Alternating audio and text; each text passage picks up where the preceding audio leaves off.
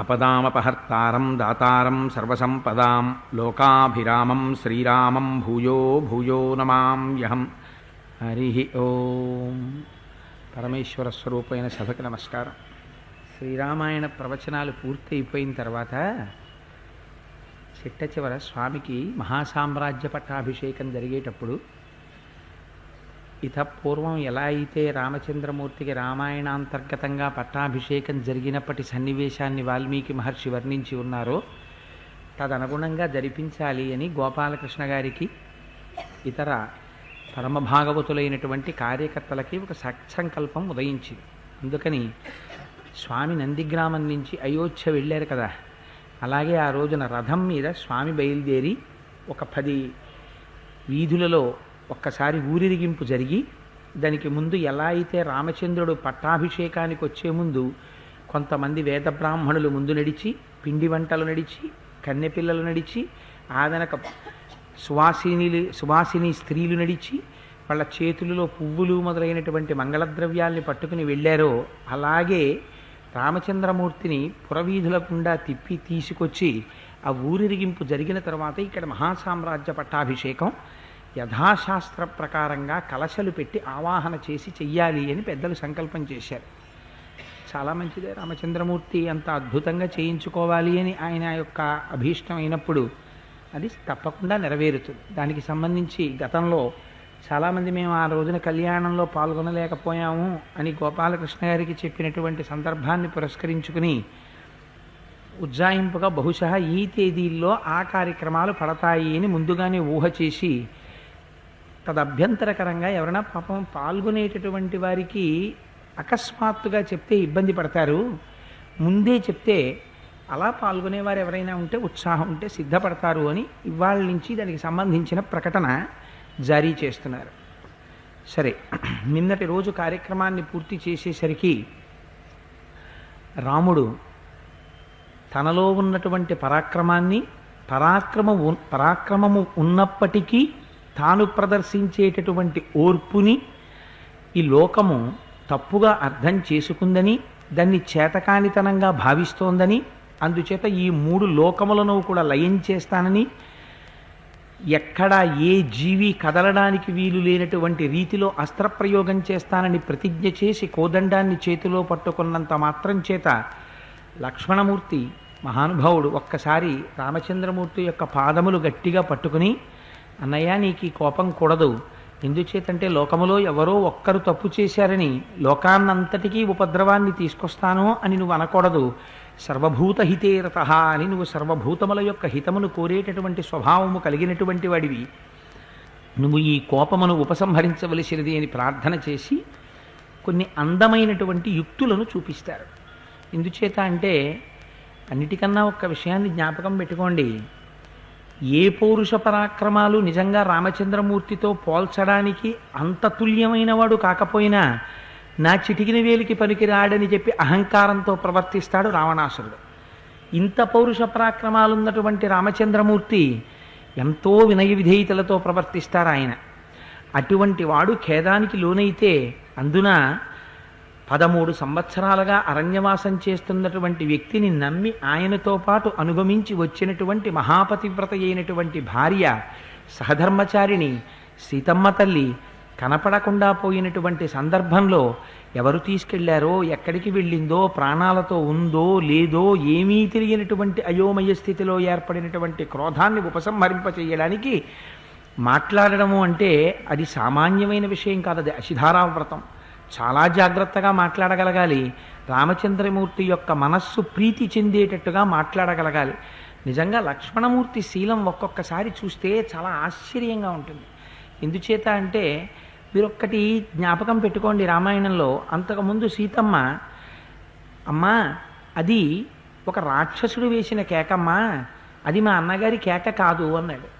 అంటే అవతార ప్రయోజనం అనండి మరొకటనండి, కథాంతర్గతంగా మాత్రం సీతమ్మ తల్లి నిర్బంధించి నువ్వు దుష్టబుద్ధితో రాముడి వెంట వచ్చావు, నువ్వు వెళ్ళవలసిందే అరణ్యంలోకి అని నిర్బంధిస్తే మహానుభావుడు అరణ్యంలోకి వెళ్ళాడు. రామచంద్రమూర్తి ఎదురొచ్చి కనపడి ఎందుచేత సీతమ్మని విడిచిపెట్టి నువ్వు వచ్చావు అని అడిగితే నేను అన్నయ్య నా అంత నేనుగా రాలేదు, కోరి రాలేదు, కానీ సీతమ్మ పంపితే తప్పనిసరి పరిస్థితులలో నా పట్ల మాట్లాడకూడనటువంటి రీతిలో మాట్లాడితే అన్నయ్య నేను వచ్చాను అని చెప్తే రామచంద్రమూర్తి అన్నారు, అయినా నువ్వు కోపమునకు వశుడవయ్యావు లక్ష్మణ, అలా నువ్వు రాకుండా ఉండవలసింది అన్నారు. మీరు ఈ సన్నివేశాన్ని ఒక్కసారి జాగ్రత్తగా గమనించండి. ఇవాల్టి రోజు పరిస్థితుల్ని మీరు దృష్టిలో పెట్టుకుంటే అటువంటి మాట ఏ తమ్ముడినైనా ఏ అన్నగారైనా ఆ సందర్భంలో అన్నాడు అనుకోండి, ఆ తమ్ముడు నిజమేనేమో అని చేతులు కట్టుకుని నమస్కారం చేసి అన్నయ్య వెంట పరిగెత్తి అన్నయ్య చుట్టూ తిరుగుతూ ఎంత మాత్రము మనస్సు ఖేదపడకుండా ప్రవర్తించగలిగినటువంటి రీతిలో ఉండగలడా? ఉండలేడు. కానీ ఇది లక్ష్మణమూర్తి యొక్క ఔదార్యం. మహానుభావుడు ఆయన ఆగ్రహం చెందడు, మనస్సు పడిందన్నట్టుగా ప్రవర్తించాడు. ఆయన అంటాడు, లోకస్వభావయే వైష యయాతిర్నహుషాత్మజ గతశక్రేణ సాలోక్య మనయస్త్వం తమస్పృశత్. అన్నయ్య చూసావా లోకం యొక్క పోకడ ఎలా ఉంటుందో? కష్టాలనేటటువంటివి ఎవరో ఒక్కరికే రావడం కాదన్నయ్య, గతంలో కూడా కష్టపడిన వాళ్ళు ఎందరో ఉన్నారు. మహాత్ముల చరిత్రలు దేని కొరకు చదువుట అంటే, మహాత్ముల యొక్క చరిత్రలు చదివితే వారు పడినటువంటి కష్టాలు చూస్తే అంతటి వారంతంత కష్టాలు పడి ఓర్మి ప్రదర్శించారు, ఇంకా నేను ఎంతటి వాణ్ణి, వారి కష్టం ముందు నా కష్టం ఏపాటి అని మనలో ఒక రకమైనటువంటి ధైర్యం కలగాలి. అందుకని మనస్సే కదా దేనికైనా ప్రధానం. మనస్సు విపరీతమైనటువంటి ఖేదానికి లోనైపోయినా, మనస్సు విశేషమైనటువంటి తాదాత్మ్యతకి లోనైపోయి అన్నింటికీ నేనే కారణమన్నా రెండింటి చేత ఉపద్రవమే వస్తుంది. అందుచేతనే మహాత్ముల యొక్క చరిత్రలు కథలు చదవండి చదవండి చదవండి చదవండి అని ఎందుకు చదివిస్తారంటే, వాళ్ళు పడిన కష్టాలు చూస్తే దాని ముందు నేను పడుతున్న కష్టాలు ఏపాటి అని ఒక్కసారి మనస్సుకి ఒక స్థైర్యం కలుగుతుంది. అటువంటి స్థితిలో కూడా వారు ఎంత మాత్రము చిన్నబుచ్చుకోలేదే, వారి స్వధర్మాన్ని విడిచిపెట్టలేదే, మరి నేనెందుకు విడిచిపెట్టాలి అని నువ్వు కూడా పూనికతో ప్రవర్తించగలిగినటువంటి లక్షణం నీ యందు ఏర్పడుతుంది. అందుచేత చదవమంటారు. అందుకని లక్ష్మణుడు ఎంత గొప్పగా ఉదహరిస్తున్నాడో చూడండి. లోకము యొక్క స్వభావం అంతే అన్నయ్య, ఎందరో మహాత్ములు జీవితాల్లో కష్టపడ్డారు. కష్టపడకుండా మహాత్ముల జీవితాలన్నీ కూడా ఏదో పరిచినటువంటి పూలపాన్పులు కావు. వాళ్ళు కూడా ముళ్ళపాన్పుల మీద పడుకున్నారు, వాళ్ళు కూడా కష్టాలు అనుభవించారు. ఒక్కసారి ఆలోచించు, నహుషుని యొక్క కుమారుడైనటువంటి యయాతి ఎంత కష్టానికి లోనయ్యాడో జ్ఞాపకం ఉందా అని అడిగారు. అయితే ఇప్పుడు నేను యయాతి చరిత్ర అంతా చెప్తూ కూర్చుంటే యథార్థానికి ఇవాళ ఉపన్యాస సమయం అంతా యయాతికే పట్టేస్తుంది. అందుకని యయాతి యొక్క జీవితం గురించి నేను ఇవాళ స్పృశించదలుచుకోలేదు, ఎందుకంటే అది శ్రీమద్భాగవతంలో నవమ స్కంధం అనుకుంటాను. నవమ స్కంధంలో యయాతి చరిత్ర చెప్తారు. ఆ దేవయానిని వివాహం చేసుకోవడం, తదనంతరం శర్మిష్ఠని వివాహం చేసుకోవడం, తన మామగారికే కోపం వచ్చి శాపం ఇవ్వడం శుక్రాచార్యులు వారు, అకారణంగా వృద్ధాప్యం రావడం, తదనంతరం కొడుకులలో ఎవరు వృద్ధాప్యం పుచ్చుకుంటారని అడగడం, ఇన్ని చేసినటువంటి యయాతి చిట్ట చివరికి స్వర్గలోకానికి వెళ్ళాడు. వెడితే దేవేంద్రుడు ఒక విచిత్రమైన ప్రశ్న వేశాడు. యయాతి ఎన్ని కష్టాలు పడ్డాడో జీవితంలో. పడి తీరా స్వర్గానికి వెళ్ళిన తర్వాత ఇంద్రుడు అన్నాడు, యయాతి నీ రాజ్యంలో అసత్యం చెప్పని వాడెవరు అని అడిగారు. అడిగితే తాను అసత్యం చెప్పనివాడు యయాతి, తానెన్నడూ అసత్యం పలకలేదు. అందుకని ఆయన ఆలోచించి వినయంతోనే చెప్పారు, నేను అసత్యం పలకలేదు అన్నారు. నీవేపుకి చూపించి ఒక విషయాన్ని నీయంత నువ్వు పొగుడుకున్నావు కనుక నువ్వు మహాపాపాత్ముడవు, నిన్ను పొగుడుకున్నవాడివి, అందుచేత నువ్వు స్వర్గంలో ఉండడానికి వీల్లేదని కిందకి తోసేశారు. దేవేంద్రుడంతటి వాడితో సాలోక్యాన్ని పొంది జీవితకాలం కష్టపడినటువంటి యయాతి ఒక్క మాటకి, అది కూడా దేవేంద్రుడు అడిగితే చెప్పినటువంటి ఒక జవాబుకి స్వర్గము నుండి పతనమై భూమి మీద పడిపోయాడన్నయ్య. జ్ఞాపకం తెచ్చుకో, ఎంత కష్టపడ్డాడు ఆ రోజున యయాతి. అలాగే మహర్షిర్యో వశిష్ఠస్తు యపితుర్న పురోహిత ఆహ్నాపుత్ర శతం యజ్ఞే తథైవాస్య పునర్హతం. మన గురువు గారు వశిష్ఠ మహర్షి ఉన్నారు, మహానుభావుడు బ్రహ్మర్షి. నూర్గురు కుమారులు ఉన్నారు. నూర్గురు కుమారులు ఒక్కరోజు జన్మించారు. పుత్రశతం జన్మించింది అని చెప్పి ఎంతో ఆనందించాడు. అందున నూర్గురు కొడుకులున్నారని ఒక్క కుమారుడు భ్రష్టుడున్నాడా? లేడు. నూరుగురు తండ్రి మాట వినేవారే, నూరుగురు తపస్సుని ఆచరించేవారే, నూరుగురు సత్యసంధులే. అటువంటి నూరుగురు కుమారులు తండ్రిని గౌరవించి మాట్లాడిన పాపానికి ఒకే రోజు శాపానికి గురై శరీరాలను వదిలిపెట్టేశారు. బాలకాండలో విన్నారు కదా, విశ్వామిత్ర మహర్షికి కోపం వచ్చి వాళ్ళందరినీ కూడా అశ్వమాంస నీతాహార ముష్టిక నామ నిర్ఘృణాహ అని శాపం ఇస్తాడు. కుక్క మాంసం తింటూ వాళ్ళందరూ పృథివ్యాం అనువర్తిత అని వాళ్ళందరూ భూమి మీద తిరుగుతూ ఉంటారు. 1000 సంవత్సరముల పాటు కుక్క మాంసం తినేవాళ్ళగా పుట్టాలి అని చెప్పి శపించాడు ఆయన. అందుచేత వాళ్ళందరూ ఒకే రోజు శరీరాలను వదిలిపెట్టేశారు. మన గురువు గారికి అంత కష్టం వచ్చింది. అయితే మాత్రం మన గురువుగారు బెంగపెట్టుకున్నారు అన్నయ్య, జీవితాన్ని నడిపించుకోవట్లా. అందుకని యచేయం జగతాం మాత దేవీ లోక నమస్కృత అస్యాశ్చ చలనం భూమే దృశ్యతే సత్యం సస్రవ. అన్నయ్య, మనం రోజు కంటితో చూస్తున్నాం, అదిగో ఎదురుగుండా సూర్యుడున్నాడు, చంద్రుడున్నాడు, మనం నడుస్తున్నటువంటి భూమి ఉన్నది. అటువంటి భూమి మహా ఓర్పు కలిగినటువంటిది, ఇంతమందిని భరిస్తోంది. భరించేటటువంటి వాడిలో ఉండేటటువంటి లక్షణం ఏమిటంటే, ఏదో ఒకనాడు ఆ భారం చేత బాధపడినటువంటి వాడై ఒక్కసారి అటో ఇటో కదులుతాడు. ఎందుకని? ఒంటి మీద విపరీతమైన బరువు పెట్టారనుకోండి, ఆ బరువు మొయ్యలేక ఏం చేస్తాడు? అబ్బా అని అట్నుంచిటో ఇట్నుంచటో తిప్పుకుంటాడు. కానీ మరి భూమో ఎప్పటి నుంచి ఉంది? యాచేయం జగతాం మాత దేవీ లోక నమస్కృత అస్యాశ్చ చలనం భూమే దృశ్యతే సత్య సంశ్రవ. ఈ భూమి ఎప్పటి నుంచో ఉంది, లోకమంతటి చేత నమస్కరింపబడుతోంది, ఇంతమందిని భరిస్తోంది.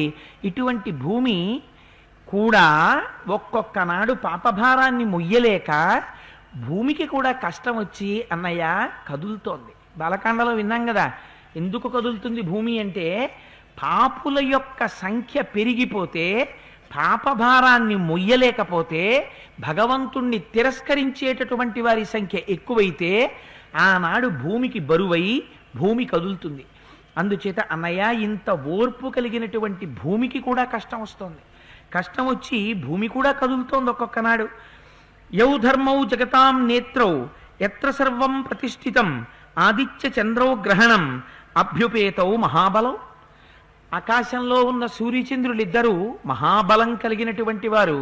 వాళ్ళిద్దరి చేత ఈ లోకములన్నీ ప్రకాశిస్తున్నాయి.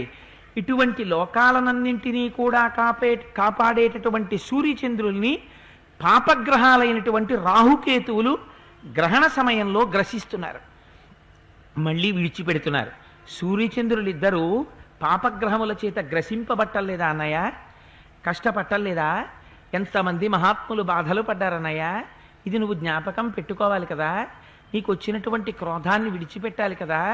మనిషి జీవితంలో కష్టం వచ్చిన నాడు ఆ కష్టాన్ని తట్టుకుని నిలబడిన నాడు కదా అన్నయ్య. అప్పుడు కూడా ధర్మం విడిచిపెట్టనప్పుడు కదా వాడిలో ఉన్నటువంటి సౌశీల్యము ప్రకాశించేది. అందుకని నీకింత కోపం రావచ్చా అన్నయ్య? దయచేసి విడిచిపెట్టు అని ప్రార్థన చేశాడు. వాల్మీకి మహర్షి రామాయణంలో లక్ష్మణుడు చెప్పినటువంటి ఈ మాటల్ని మనకి ఇవ్వడం వెనకాతల ఒక గొప్ప రహస్యం ఉంది. మనుష్యులై పుట్టినటువంటి వాళ్ళకి ప్రతి వారికి మీరు జ్ఞాపకం పెట్టుకోండి, ఒక్కసారి మీరు మనుష్య శరీరంలోకి వచ్చిన తరువాత ఎంత గొప్పవారమనివ్వండి, ఎంత జ్ఞాని కానివ్వండి, ఖచ్చితంగా కష్టం అన్నది ఉండి తీరుతుంది. కొంతమంది ఒక అమాయకపు ప్రశ్న వేస్తుంటారు, ఏమంటే రమణ మహర్షికి సర్కోమా వ్యాధి వచ్చి ఎడంచేతి మీద పుండు పుట్టడం ఏమిటండి? అంతటి మహానుభావుడు ఆయన ఎవరో బాత్రూంలో జాడి పడిపోయి ఆయనకి నడుము నెప్పెట్టడం ఏమిటండి? లేకపోతే ఆయన ఎవరో అంతటి మహానుభావుడు ఆయనకి ఆపరేషన్ జరగడం ఏమిటండి అంటుంటారు. ఎంతటి మహానుభావుడైనా ఒకసారి శరీరంలోకి వచ్చిన తరువాత ఈ శరీరమునకు కష్టము సుఖము రెండు ఉంటాయి. మనకి జ్ఞానికి తేడా ఒక్క చోటే వస్తుంది. ఎక్కడొస్తుందంటే, కాలోహి బలవాన్ కర్త సతతం సుఖదుఃఖయోహో నరాణం పరతంత్రాణం పుణ్య పాపానుయోగత. అంతా పుణ్యమే చేశామా? పాపం చెయ్యలేదా? పుణ్యము చేశాం, పాపము చేశాం. ఆ కారణం చేత చేసినటువంటి పుణ్యానికి కాలస్వరూపంగా భగవానుడు మీకు సత్ఫలితాన్ని ఇస్తాడు, శుభాన్ని అనుభవిస్తారు. మీరు చేసిన పాపానికి కూడా కాలస్వరూపంలోనే ఫలితాన్ని ఇవ్వాలి. అందుచేత ఒకనాడు మీ మనస్సుకి ఖేదము కలిగేటట్టుగా మిమ్మల్ని దుఃఖపెడతాడు.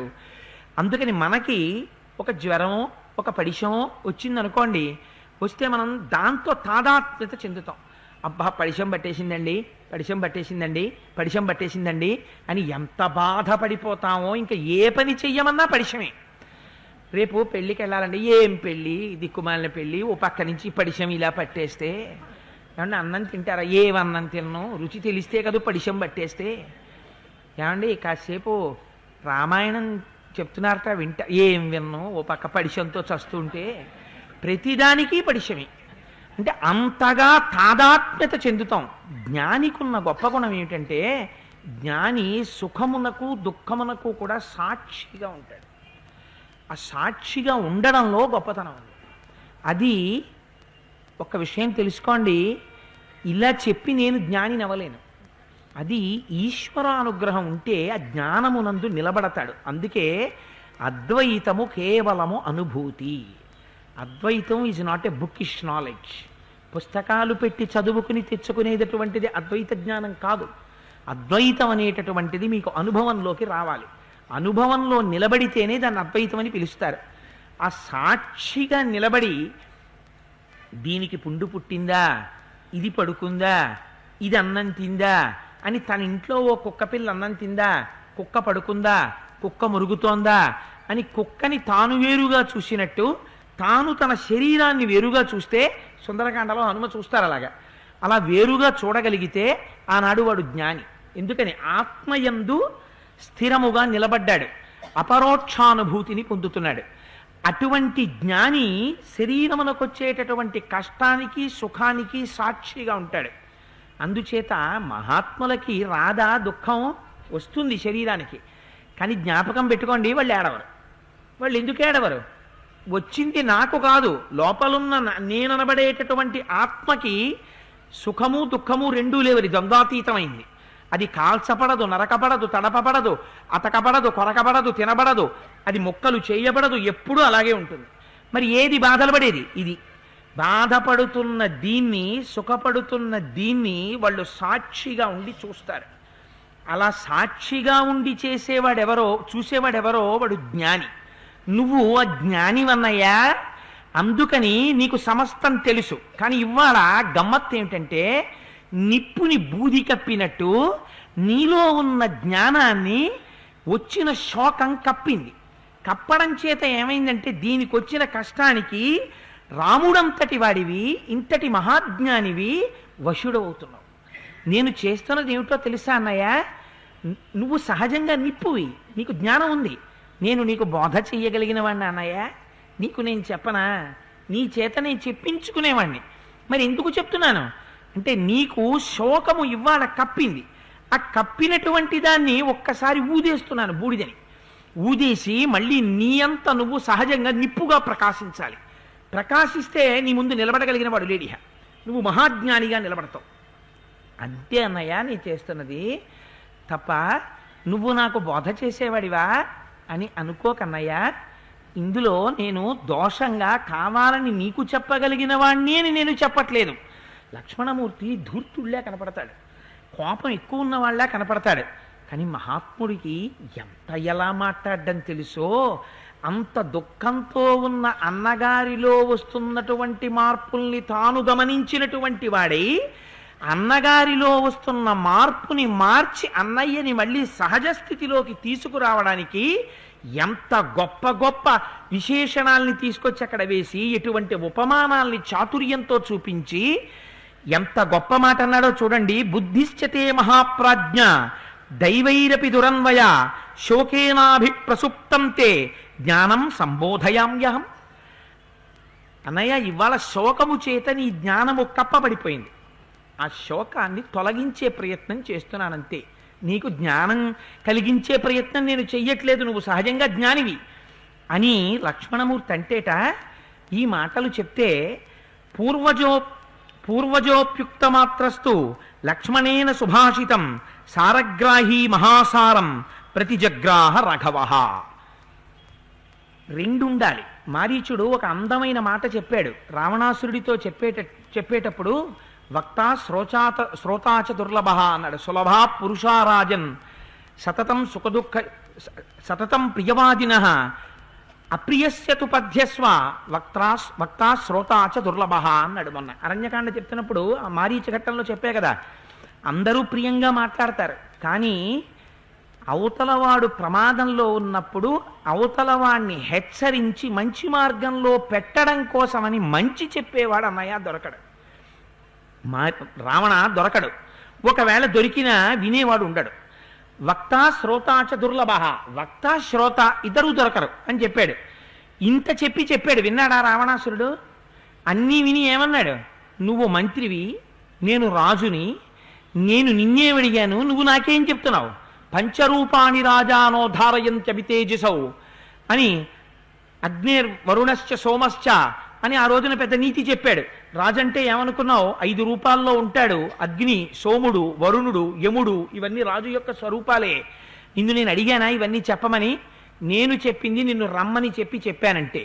నువ్వు రాకపోతే ఇక్కడ చచ్చిపోతావు, వస్తే రాముడి చేతిలో చస్తావో చావో తెలియదు అన్నాడు. అందుచేత చెప్పినా వినేవాడు ఉండడు. ఎంత గొప్ప మాట వేసేశారో చూడండి వాల్మీకి మహర్షి. సారగ్రాహి మహాసారం అన్నారు. రామచంద్రమూర్తి సారగ్రాహి. అవతలవాడు చెప్పినటువంటి మాటలలో ఉన్నటువంటి సారమును గ్రహించి తన యొక్క స్వరూపమును దిద్దుకోగలిగినటువంటి గొప్ప శక్తి కలిగినటువంటి వాడు. ఇది మనుష్యులకు ఉండి తీరవలసినటువంటి లక్షణం. ఒక కుక్క ఉందనుకోండి, మీరు ఎన్ని మాటలు కుక్కని కర్ర పెట్టి కొట్టండి, దానికి ఇది తినవలసిన పదార్థము అని అనిపించినప్పుడు ఇంట్లోకి చొరపడకుండా ఉండదు కుక్క. కుక్క అంటేనే చొరబడుతుంది. ఒక పిల్లి, మీరు ఎన్ని మాటలు పిల్లిని కొట్టండి, అది పాలు కనబడితే పాల మీద మూత తీసేసి పాలల్లో నోరు పెట్టేస్తుంది. కాకి దాన్ని ఎన్ని మాటలు కొట్టండి, అది వంటింట్లోకి చొరబడి ఆ గిన్నె మీద ఉన్న మూత చక్కగా లాగేసి ముక్కందులో పెట్టేసి కావలసిందని తినేస్తుంది. కానీ ఒక మనిషికి ఒక లక్షణం ఉండాలి. తాను తప్పు చెయ్యడం దోషము అని శాస్త్రం అనలేదు. నువ్వు తెలియక తప్పు చేస్తే ప్రాయశ్చిత్తము చేత మన్నింపబడుతుంది. నువ్వు పొందినటువంటి ఆ పరివేదన చేత అది మన్నింపబడుతుంది అని చెప్పింది. అరే నేను ఇంత పొరపాటు చేసేసానురా, ఇంత తప్పు చేశానురా అని నువ్వు లోపల నీ తప్పు తెలుసుకుని దుఃఖపడితే, వేరొకసారి అటువంటి పాపపు పని చెయ్యకూడదు అని నిర్ణయించుకుంటే ఈశ్వరుడి యొక్క అనుగ్రహాన్ని ఎందు నిలబడుతుంది అని చెప్పింది. అందుచేత మనిషి ఒక్కడే చెయ్యవలసినటువంటి పని ఒకటి ఉంది. అతను ఒక మంచి మాట అన్నది వినపడితే ఆ మాటని తాను లోపలికి తీసుకొని నిలవపెట్టుకొని తన జీవితాన్ని మార్చుకోవాలి. మార్చుకోవడానికి సిద్ధపడక మనస్సులో నువ్వు ఎన్ని విన్నా ప్రయోజనము ఒక్కటే. చిల్లుకుండలో ఎన్ని నీళ్లు పొయ్యి ఆ కుండ నిండుతుందా? ఒక్కనాటికి నిండదు. నువ్వు ఒక చోటికి వెళ్ళినప్పుడు ఇందులో ఇది ఒక మంచి మాట, ఇది ఋషి చెప్పారు వాల్మీకి మహర్షి. వాల్మీకి మహర్షికి మనం రుణపడి ఉన్నాం. వారు మనకి రామాయణం ఇచ్చారు. ఇది మనని ఉద్ధరించడానికి చెప్పిన మాట అని నువ్వు విశ్వసించినది నిజమైతే నీ జీవితాన్ని నువ్వు మార్చుకోవడం కూడా ప్రారంభించాలి. రాముడు చూపిస్తున్నాడు మనకి. ఎక్కడ రావణాసురుడికి రాముడికి తేడా? ఇక్కడే తేడా వెంటనే చూపిస్తున్నారు. సీతమ్మ తల్లి చెప్పలేదా రావణాసురుడితో? చెప్పింది నాశనం అయిపోతామని. విన్నాడా? వినలేదు. బలాత్కారంగా తీసుకెళ్లి అమ్మవారికి తన యొక్క ఐశ్వర్యాన్నంతటినీ చూపించాడు. మరి అదే రాముడు, లక్ష్మణుడు రాముడి దగ్గరికి వచ్చి, రాముడి దగ్గర లక్ష్మణుడు ఉపదేశం పొందాడు, శిష్యుడు రాముడికి. ఎందుకని? ఏ ఒక్క విషయాన్ని విశ్వామిత్రుడు లక్ష్మణుడికి ఉపదేశం చెయ్యలేదు. అన్ని విషయాలు రాముడికి ఒక్కడికే ఉపదేశం చేశారు. రాముడు లక్ష్మణుడికి ఉపదేశం చేశాడు. అందుకని రాముడు లక్ష్మణుడికి గురువు. అటువంటి గురువు దగ్గరికి వెళ్ళి గురువుకి శాస్త్రం శిష్యుడు చెప్పచ్చా? చెప్పాడు. చెప్పి ఏమాటన్నాడు? నువ్వు జ్ఞానివన్నయ్య, నేను ఇవాళ శోకం ఆవరించింది, దాన్ని తొలగించే ప్రయత్నం చేశానంతే అన్నయ్య అన్నాడు. సారగ్రాహి అంటే వినదగునెవ్వరు చెప్పిన వినినంతనే వేగపడక వివరింపతగున్నని ఎవ్వరు చెప్పినా అందులో మంచి ఉంటే తీసుకోగలిగినటువంటి లక్షణము మనిషి అన్న వాడికి ఉండి తీరాలి. పూర్ణమైన మనుష్యుడు కనుక, మనుష్య లక్షణములు ఉన్నవాడు కనుక, మనిషిగా రామాయణంలో నడిచాడు కనుక ఒక మనిషికి ఉండవలసిన లక్షణాన్ని ఇవాళ రామచంద్రమూర్తి నిరూపిస్తున్నారు. అందుచేత ఆ విషయాన్ని స్వీకరించారట ఆయన.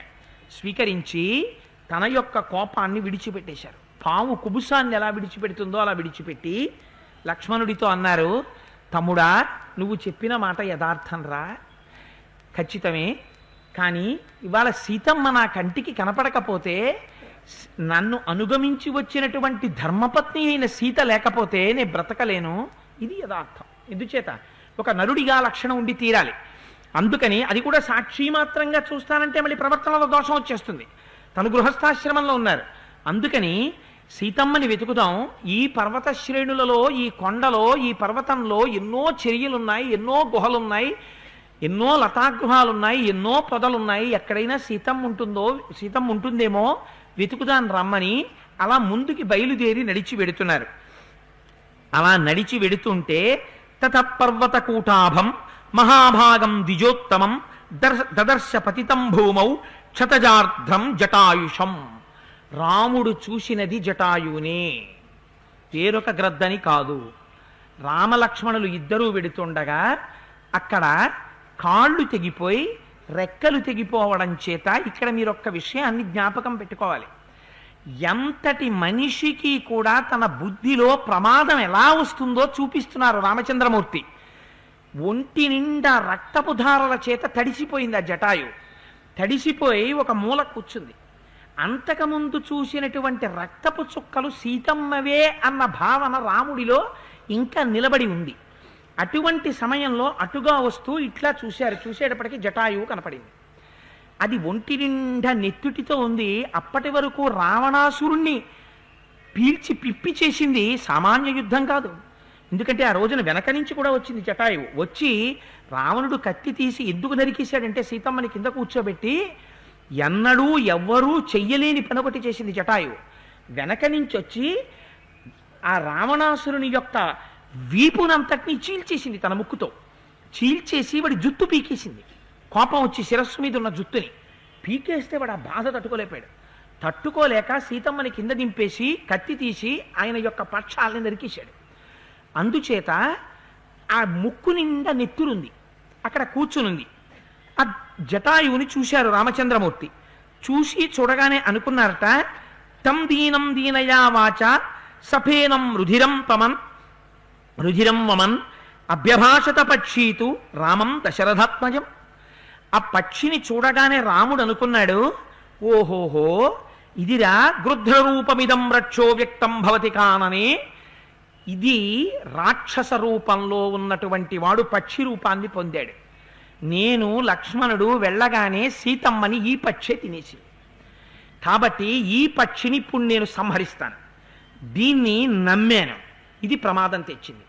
ఇప్పుడు అర్ధచంద్రాకారమైనటువంటి బాణములను నా వింటినారికి సంధించి తప్పించుకొని ఎక్కడికి పారిపోలేకుండా నిలువుగా వెళ్ళేటటువంటి బాణాలతో ఈ జటాయువు యొక్క శరీరాన్ని చీల్చేస్తానన్నాడు రాముడు. అని గబగబా కోదండం పట్టుకుని ఆ బాణం తీసి సంధిస్తూ, ఆయన దృష్టి ఏమిటి, జటాయువు ఎగిరిపోతుందని గబగబా పరిగెత్తి జటాయువు వైపు పెడుతున్నారు. పెడుతుంటే ఆ జటాయువు అంది, ఒక్కొక్క క్యారెక్టర్ చూడండి రామాయణంలో. నిజంగా రామా, నన్ను తప్పర్థం చేసుకున్నావు, నేను అలాంటి వాడిని కానయ్యా, ఎంత మాట పడితే అంత మాట, ఎటువంటి భావన పడితే ఆ భావనతో ఉండడమే అని అనలేదు.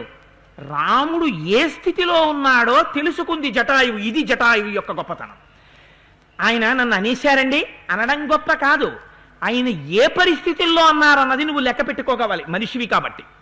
లేకపోతే ఆయన ఏదో చికాకులో ఉన్నాడు, ఆయన మంచి విసుగులో ఉన్నాడు, అప్పుడు వెళ్ళి నువ్వు ఆయన్ని విసిగించి ఆయన విసుగ్గా మాట్లాడితే, ఆయన విసుగ్గా మాట్లాడాడు అని నింద వేస్తే దానికి మనుష్యత్వం అక్కర్లేదు. నిన్ను నువ్వు ఆత్మపరిశీలన చేసుకుని నేను వెళ్ళకూడని సమయంలో వెళ్ళానేమో అని నువ్వు అనుకుంటే ఆనాడు నువ్వు మనుష్యుడవు. ఆనాడు నువ్వు ధర్మం తెలిసి ఉన్నవాడివి. ధర్మం తెలిసి ఉండడానికి మనిషి అక్కర్లేదు. తిరియక్ జంతువులలో ఉపాధితో సంబంధం లేకుండా ఒక్కొక్కరికి ఈ ధర్మం ఉంటుంది. జటాయువుని ఎవరు అడిగారని వచ్చింది రామచంద్రమూర్తితో. జటాయువుని ఒకరు అడిగారని రాలేదు. దశరథ మహారాజు గారు బ్రతికుంటే రాముణ్ణి విడిచిపెట్టి ఉండలేక ఎలా ఉండలేకపోయేవాడో, నేను నీ తండ్రికి స్నేహితున్నయా అని అడగగానే మొట్టమొదట చెప్పింది నా పేరు జటాయువు అని చెప్పలేదు. అరణ్యకాండలో ఏమని చెప్పింది, అగస్త్య మహర్షి చెప్పినటువంటి ప్రాంతాన్ని వెతుక్కుంటూ పంచవటి కోసం వెళ్ళిపోతుంటే చెట్టు మీద కనపడింది. రాక్షసుడు అనుకున్నాడు రామచంద్రమూర్తి. నేను నీ తండ్రి యొక్క స్నేహితుణ్ణి, నీ తండ్రి నీ కాననవాసాన్ని ఎలా భరించలేడో నీ తండ్రి స్నేహితుణ్ణి కాబట్టి నేను భరించలేను. తండ్రి స్నేహితుణ్ణి అని చెప్పుకున్నవాడు ఎలా ప్రవర్తించాలో చూపించారు. ఒకనాడు ఎక్కడో తన స్నేహితుని యొక్క కుమార్తె కనపడుతుంది అనుకోకుండా. ఏమమ్మా ఇక్కడున్నావంటాం. అంకుల్ నాకు ఇవాళ ఈ కష్టం వచ్చిందండి, అందుకని ఇక్కడ ఉండిపోయాను అంటే ముఖం చాటేసిన వాడు స్నేహితుడు కాడు. అమ్మా ఈవిడ మా స్నేహితుడి కూతురండి అని చెప్పి ఆ పిల్లని చూడగానే తను ఎంత పనిలో ఉన్నా ఆపి తండ్రి ఎలా పిల్లకి సాయం చేస్తాడో అప్పుడు అలా నువ్వు సాయం చేసిన నాడే ఈ పిల్ల తండ్రికి నే స్నేహితుండని చెప్పుకోవడానికి నువ్వు అర్హుడివి. నీ తండ్రికి నే స్నేహితుండంది అంది కాబట్టి తండ్రి ఎలా నిలబడతాడో అలా నిలబడింది. అడగపోయినా నీతో సీతమ్మతో లక్ష్మణుడితో ఉండి కాపాడతాను అంది. రాముడు అడిగాడా వెళ్ళేటప్పుడు? జటాయువుతో చెప్పలేదు, లక్ష్మణుడితో చెప్పి వెళ్ళాడు. జటాయువు గురించి సీతమ్మ ఒక మాట చెప్పింది. జటాయువు కనపడితే వీడు ఓపిక ఉన్నవాడు, చేతిలో అస్త్రం ఉన్నవాడు, రథం మీద ఉన్నవాడు, వీడితో జటాయువు 60,000 సంవత్సరముల వయస్సున్న వృద్ధుడివి, నువ్వు యుద్ధం చెయ్యలేవంది. అంటే జటాయువు చెప్పుకున్నాడు, మనం విన్నారు కదా, నాకు 60,000 సంవత్సరాల వయస్సురా, నేను నీతో యుద్ధం చెయ్యలేను, అయినా నిన్ను వెళ్ళనిస్తాననుకుంటున్నావేమో, నిన్ను వెళ్ళనివ్వనన్నాడు. దేనికి కట్టుబడి? రాముడికి ఆనాడిచ్చిన మాటకి కట్టుబడ్డాడు. రాముడు మాటకి ఎలా కట్టుబడ్డాడో తాను రామునికి ఇచ్చిన మాటకి కట్టుబడ్డాడు. ఇది ధర్మం కాదా? అటువంటి ధర్మమూర్తి రాముడికి ఇవ్వాల వచ్చిన కష్టమేమిటో తనకి తెలుసు. సీతమ్మని ఎత్తుకుపోయాడు రావణుడు అన్న విషయం స్పష్టంగా తెలుసున్నవాడు అక్కడ జటాయువు ఒక్కడే. తెలుసున్న జటాయువు బాణం పట్టుకుని రాముడు పరిగెత్తుకొస్తుంటే ఈ స్థితిలో రాముడు అలా ఉండడం అన్యాయం కాదు అని తెలుసుకోకుండా తిరిగి వ్యగ్రతతో జటాయువు మాట్లాడతాడా? అలా మాట్లాడితే తండ్రి అవుతాడా? కొడుకు ఖేదపడి కష్టంలో తండ్రి మీద నోరెత్తిన ఆ తండ్రి ఎలా నిగ్రహించుకుంటాడో, వీడు కష్టంలో ఉన్నాడు రా ఇలా మాట్లాడుతున్నాడు, ఇది వాడి స్వరూపం కాదు, నా కొడుకు అలా మాట్లాడు, ఇవాళ నా కొడుకు ఇంత కష్టంలో ఉన్నాడు, ఆ కష్టంలో నా మీద విసుక్కున్నాడు అని కడుపులో పెట్టుకున్న తండ్రిలా జటాయువు ఎలా ఎందుకు ఇచ్చారు సర్టిఫికెట్? రామచంద్రమూర్తి జటాయువుకి సర్టిఫికెట్ ఇవ్వడానికి కారణం, జటాయువుకి మోక్షం ఇవ్వడానికి కారణం, మోక్షం అనడానికి కూడా లేదు, గచ్చలోకమనుత్తమ అన్నారు, ఉత్తమమైన లోకాలకు వెళ్ళమన్నారు. అందుచేత ఎందుకు ఇచ్చారో ఈ సన్నివేశాన్ని చూపిస్తారు వాల్మీకి మహర్షి. మీకు మొట్టమొదటి నుంచి నేను ఒక మాట చెప్తున్నాను, మహర్షికి తీర్పులు చెప్పే అలవాటు లేదు రామాయణంలో. ఆయన తీర్పులు చెప్పరు. మీరు కథాగమనాన్ని గమనిస్తూ మీరు మానసిక దర్శనం చెయ్యాలి. దర్శనం చేస్తే పాత్రల యొక్క ఔచిత్యం ఏమిటో మీకు అర్థమవుతుంది సంభాషణ.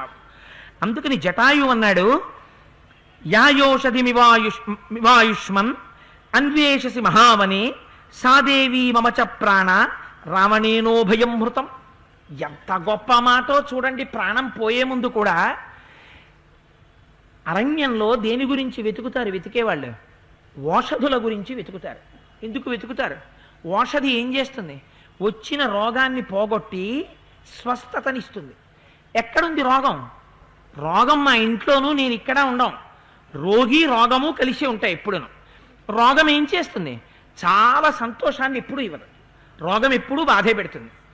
అందుకని బాధయే రోగము యొక్క స్వరూపం. బాధకి రోగానికి తేడా లేదు. లేకపోతే రోగం వచ్చిన వాళ్ళందరూ తొందరగా దాన్ని పంపించేద్దామని ఎందుకు చూస్తారు?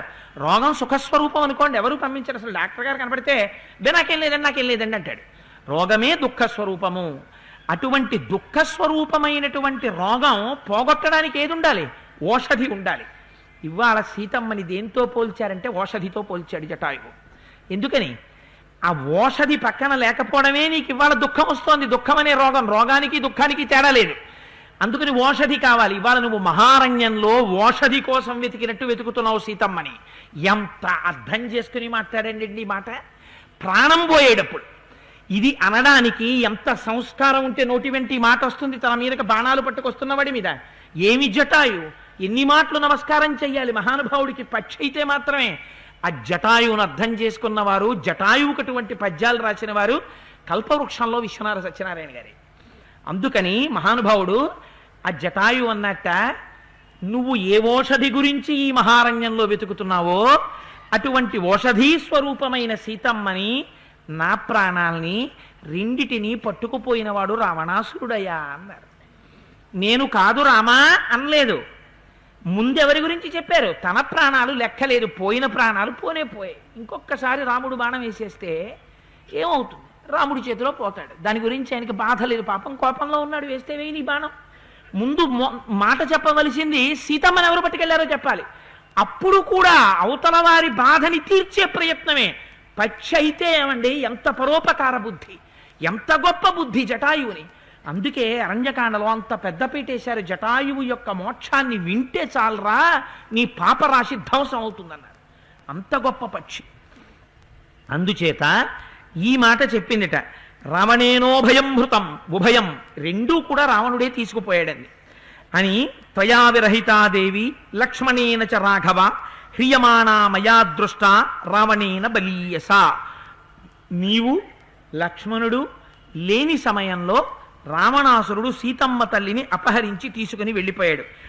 పరిశ్రాంతస్య మే పక్షే చిత్వా ఖడ్గేన రావణ సీతామాదాయ వైదేహి ఉత్పపాత విహాయసం రక్షసా నిహతం పూర్వం నమాం హంతుం త్వమర్హసి. నాయనా రామ, సీతమ్మను అపహరిస్తుంటే రావణాసురుడితో యుద్ధం చేశానయ్యా, నా శక్తి మేర అడ్డుపడ్డాను. ఇదిగో రావణుడి రథాన్ని పడగొట్టాను, సారథిని పడగొట్టాను, ధ్వజాన్ని పడగొట్టాను, ఛత్రచామరములను పడగొట్టాను, వాడికి వింజామరలు వీచేవాళ్ళని పడగొట్టాను. కానీ అదిగో ఆ పిశాచముఖం కలిగిన గాడిదల్ని పడగొట్టాను. పెద్దవాణ్ణి కదా, వాణ్ణి నిగ్రహించలేకపోయానయ్యా. ఆకాశ మార్గంలో సీతమ్మని ఎత్తుకుపోతూ ధూళిని మేఘాలని సృష్టి చేశాడు. నా రెక్కలు కోసేశాడయ్యా కత్తితో, నా కాళ్ళు నరికేశాడయ్యా, అందుకుని నేను ఇంకేమీ చెయ్యలేకపోయాను అంటూ ఒక మాట అంది. రక్షసా నిహతం పూర్వం నమాం హంతుం త్వమర్హసి. రామా, నేను చచ్చిపోయానయ్యా, ఇంకొక్కసారి చంపకు అంది. ఏమి మాట అండి ఆ మాట! నిజంగా బాణములకు చచ్చిపోతానున్న భయమైతే ఆ పక్షి మాట అంటుందా? ఎందుకు ఇంకొక్కసారి చంపకంది? నేను సీతమ్మని తినేశానేమోనన్న భావం నీలో పెట్టుకోకు రామా, దానికి ఇంకొక్క మాట చచ్చిపోతాను, ఇంకా ఆ భావం నీలో ఉండకూడదు. ఎంత గొప్ప మాట, ఎంత ఔదార్య బుద్ధి, ఎంత ప్రీతి, ఎంత ప్రేమ, ఎంత భక్తి, ఎంత ధర్మం ఒక పక్షి అయితే మాత్రం. ఇది చూశాట రాముడు. నిజంగా ఆ సమయంలో ఎంత విచలితుడైపోయి ఉంటాడో, అంత ధర్మమూర్తి, అంతటి ప్రాజ్ఞుడు, అంతటి మహాజ్ఞాని. అందుకే అన్నాడు లక్ష్మణుడు, అన్నయ్య శోకం బూది కప్పుతోందన్నయ్య, ఇవాళ నీ జ్ఞానాన్ని తొలగించే ప్రయత్నం చేస్తున్నానన్నాడు. బూది కప్పితే నిప్పు కూడా ప్రకాశించదు. శోకం ఆవరిస్తే ఒక్కొక్క నాడు తనకు అపకారం చెయ్యనివాడు అపకారం చేసిన వాళ్ళ, ఉపకారం చేసినవాడు అపకారం చేసిన వాళ్ళ కనపడతాడు. చాలా కోపంతో, చాలా వ్యగ్రతతో ఉన్నాడు అనుకోండి, భార్య ఎవరి పేరు చెప్తే వాడినే తిడుతుంటాడు. అబ్బో ఇవాళ ఈయన మూడు బాగులేదంటుంది. ఏమిటి దాని అర్థం? ఎవరి పేరు చెప్పినా ఆ రోజున చీకటి కోణాన్ని స్పృశిస్తూ ఉంటాడు. ఎందుకని? బుద్ధి ఎందు వైక్లభ్యం ఏర్పడింది, వ్యగ్రత ఏర్పడింది, ఏర్పడిన శోకం చేత, బాధ చేత. అందుకని గృధ్రరాజం పరిశ్వస్య పరిత్యజ్య మహద్ధను నిపపాతా వశో భూమౌ రురోద సహలక్ష్మణ. ఆ రచన వాల్మీకి మహర్షికే చెల్లిందండి. నా మోహం 7 రోజుల్లో అరణ్యకాండ నేను చెప్తే నేను అంతకన్నా పాపం చేసిన వాడిని ఇంకెవడుంటాడు ప్రపంచంలో. కానీ చెప్పాలి కాబట్టి పూర్తి చేయడం. కానీ ఎప్పటికైనా నేను రిటైర్ అయిపోయిన తర్వాత ఈశ్వరుడు నాకు ఆయుర్దాయం ఇచ్చి నా చేత చెప్పించే వైభవం ఇస్తే 5 ఏళ్ళు రామాయణం. అందుకని గృధ్రరాజం పరిశ్వస్య పరిత్యజ్య మహద్ధను. ముందు చేసింది ఏమిటిట? గృధ్రరాజం పరిశ్వస్య. ఆ చేతిలో ధనస్సుందన్న విషయాన్ని మరిచిపోయాడు. ఇప్పుడు చేతిలో ధనస్సుని విడిచిపెట్టి కౌగిలించుకున్నాడు అనుకోండి, అది వేరు. మీరు చేత్తో అమ్మ గంజి వారుస్తూ ఉంటుంది, అన్నం, పిల్ల అమ్మా అని అరిచింది, అరిచిన తర్వాత గంజంతా వార్చేసి అప్పుడు పరిగెడుతుందా? గంజి వారుస్తున్నటువంటి గిన్నెని ఢామ్మని అలా వదిలేసి పరిగెత్తుకు వెళ్ళిపోతుందా? అలా గంజి వారుస్తున్న గిన్నెని వదిలేసి వెళ్ళిపోతుంది. లేకపోతే తన స్నానానికి వెడదామని చెప్పి చేతిలో ఏ సబ్బు, తువ్వాలు, చీర పట్టుకుని వెడుతున్నది అవి పట్టుకుని పరిగెడుతుంది. రక్షించడానికి సబ్బు పనికొస్తుందా, చీర పనికొస్తుందా, తువ్వాలు పనికొస్తుందా? ఎందుకు పనికొస్తాయి అవి? అంతే, అలా పట్టుకు పరిగెడుతుంది. అలా కోదండంతో ఉన్నవాడు కోదండంతోటే వెళ్ళి జటాయువు మీద పడి గట్టిగా కౌగిలించుకుని ఏడ్చేట. ఆ ఏడుస్తున్నప్పుడు చేతిలోంచి కోదండం విడిపోయింది. అంటే శోకము చేత తెలియక కోదండం చేతి నుంచి విడువబడింది. అంటే ఇప్పుడేమైంది? ఏ కోదండాన్ని ప్రయత్నపూర్వకంగా పట్టుకున్నాడో ఆ ప్రయత్నాన్ని ఇప్పుడు గృధ్రరాజు మీద ఏర్పడినటువంటి ప్రేమ చేత, ఆ తాదాత్మ్యత చేత, ఆయన యొక్క గుణముల చేత ఆకర్షింపబడి అన్నీ మరిచిపోయి ఆయన మీద పడి కౌగిలించుకుని ఏడుస్తున్నాడు. లక్ష్మణుడికి ఒక లక్షణం ఉంది, ఆయన ఏడిస్తే ఆయన ఏడుస్తాడు అంతే. అన్నయ్య శోకం తన శోకం, అన్నయ్య సుఖం తన సుఖం. అలాంటి తమ్ముడు ఎక్కడుంటాడండి ప్రపంచంలో? ఎక్కడో ఉన్నారేమో మహానుభావులు, నాకు తెలియదు. అన్నయ్య ఏడిస్తే తను ఏడిచి, అన్నయ్య నవ్వితే తను నవ్వి, అన్నయ్య కారణంగా తను ఏమన్నా దాన్ని వెంటనే మనసులోంచి అవతలకి తీసేయడం కాదు, నిలబడకపోవడం. తీసేయడం అంటే మళ్ళీ కొంతసేపు నిలబడి తను తుడుచుకోవడం. అసలు అది నిలబడకుండా ఎప్పుడూ ప్రీతి మాత్రమే ఉండి ఆ అన్నయ్య వెంటే తిరుగుతూ ఉండేటటువంటి పాత్ర వాల్మీకి సృష్టించారు. రామాయణంలో వచ్చింది తప్ప ఎక్కడుంటాడు ప్రపంచంలో అటువంటి తమ్ముడు? లక్ష్మణ అని పిలువ అని మహానుభావుడు లక్ష్మణుడు లక్ష్మణుడే. అంచేత ఇద్దరూ కలిసి వెళ్ళి ఆ జటాయువు మీద పడి ఏడుస్తున్నారు.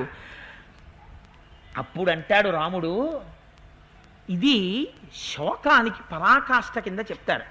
ఈ శ్లోకాన్ని పెద్దలు ఏం చెప్తారంటే, అబ్బాయి ఎప్పుడైనా నాకు రాకూడనంత కష్టం వచ్చింది అనుకుంటే ఈ శ్లోకాన్ని నువ్వు బట్టి పట్టేసేయి. ఇప్పటి మాటలో చెప్పాలంటే బట్టి పట్టేసి ధారణ చేసేసి ఎప్పుడైనా నాకు చాలా కష్టం వచ్చేసింది అనుకుంటే ఈ శ్లోకాన్ని ఒక్కసారి జ్ఞాపకం చేసుకో అని చెప్తారు.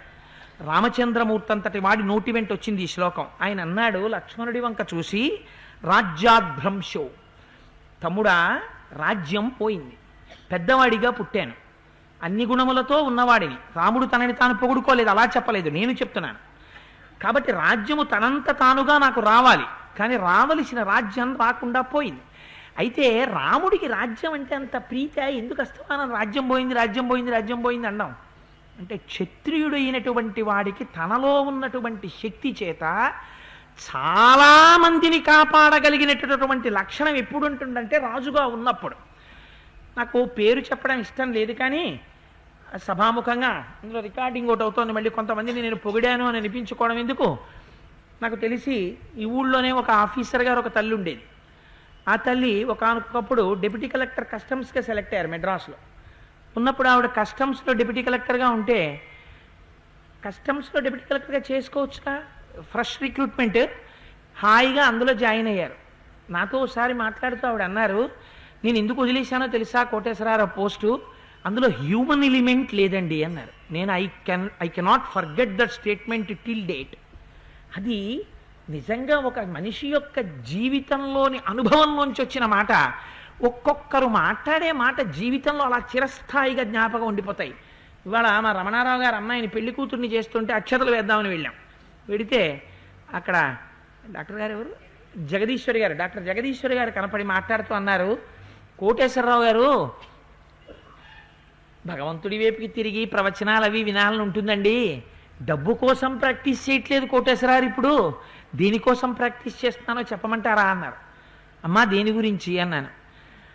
కోటేశ్వరరావు గారు 9 నెలలు కడుపులో బిడ్డని పెట్టుకుని ఆ బిడ్డ కోసం పరితపించినటువంటి తల్లి ప్రసవించినప్పుడు ఆ మొదటి బిడ్డని చూసే అదృష్టం మాది. బయటికి తీసి ఆ పిల్లని తల్లికి ఇలా చూపించేటటువంటి మొదటి అదృష్టం మాది.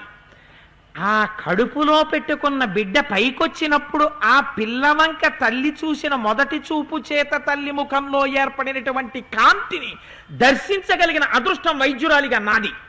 అది పోగొట్టుకోలేక ప్రాక్టీస్ చేస్తున్నానన్నారు. ఎంత గొప్ప మాట, ఏమి సెల్ఫ్ యాక్చువలైజేషన్. పరవశించిపోయాను నేను ఆ మాటకి నిజంగా. అలా ఆ తల్లి అన్నారు నాతో, సార్ ఇందులో హ్యూమన్ ఎలిమెంట్ లేదండి కోటేశ్వరారు, అందుకని నేను మళ్ళీ గ్రూప్ 1 రాసి ఆర్డీఓనయ్యా ఐఏఎస్ కన్ఫర్ అయితే ఇవాళ నేను ఏదో ఈ పోస్ట్లో ఉన్నాను అని ఏదో చెప్పారనుకోండి. చేత ఎందుకు అంటే హ్యూమన్ ఎలిమెంట్ అన్న మాట ఎందుకు చెప్పానంటే 10 మందికి ఉపకారం